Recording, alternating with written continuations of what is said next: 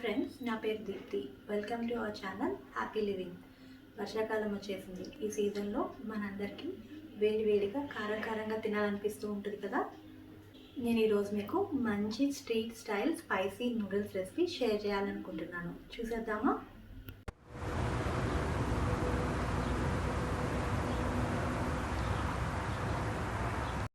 ఈ రెసిపీ చేసుకోవడానికి కావాల్సిన ingredients: onions, cabbage, carrot, capsicum,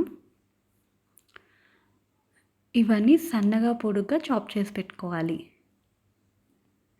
seasoning కోసం soya sauce, red chilli sauce, green chilli sauce, vinegar, salt, red chilli powder, ginger garlic paste and white pepper powder కావాలి. మన main ingredient వచ్చేసి noodles. ఇది almost 250 grams ఉంటుంది. ప్రాసెస్లో వెళ్ళే ముందు నేను ఇక్కడ క్యాబేజ్ని సాల్ట్ వాటర్లో ఒక 10 to 15 మినిట్స్ సోక్ చేసుకుంటున్నాను. దీనివల్ల మనం తినేటప్పుడు క్యాబేజ్ నుంచి పచ్చి వాసన రాకుండా ఉంటుంది. క్యాబేజ్ డైరెక్ట్గా తీసుకునే వాళ్ళు డైరెక్ట్గా వేసేసుకోవచ్చు. క్యాబేజ్ ఇష్టం లేని వాళ్ళు ఇలాగ ట్రై చేయండి ఒకసారి. తర్వాత నూడిల్స్ బాయిల్ చేసుకోవడానికి ఒక గిన్నెలో వాటర్ పోసుకొని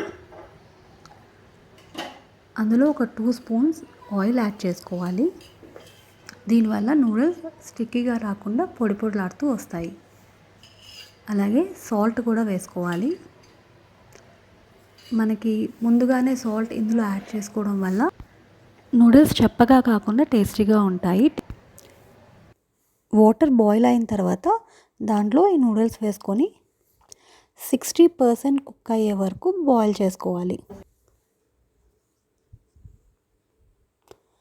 మనం అనుకున్న రేషియోలో కుక్ అయిన తర్వాత స్టవ్ ఆఫ్ చేసేసుకొని వీటిని స్ట్రెయిన్ అవుట్ చేసేసుకోవాలి. స్ట్రెయిన్ అవుట్ చేసిన తర్వాత ఓవర్ కుక్ అవ్వకుండా నూడిల్స్ మీద కోల్డ్ వాటర్ పోసుకోవాలి. తర్వాత కడాయి పెట్టి అందులో 2 to 3 స్పూన్స్ ఆయిల్ వేసుకోవాలి. ఆయిల్ కొంచెం వేడెక్కిన తర్వాత మనం ముందుగా కట్ చేసి పెట్టుకున్న ఆనియన్స్ని బాగా వేయించుకోవాలి. దాని తర్వాత నానబెట్టుకున్న క్యాబేజ్ని వేసుకొని అది బాగా ఫ్రై చేసుకోవాలి. ఫ్రై అయిన వెంటనే క్యారెట్ వేసుకోవాలి.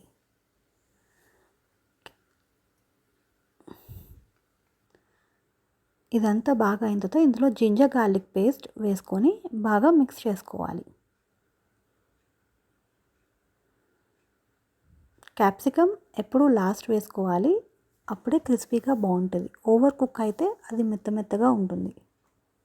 ఇవన్నీ బాగా మిక్స్ చేసుకున్న తర్వాత సీజనింగ్ కోసం ఇప్పుడు soya sauce, red chilli sauce, green chilli sauce, vinegar వేసుకొని బాగా కలుపుకోవాలి.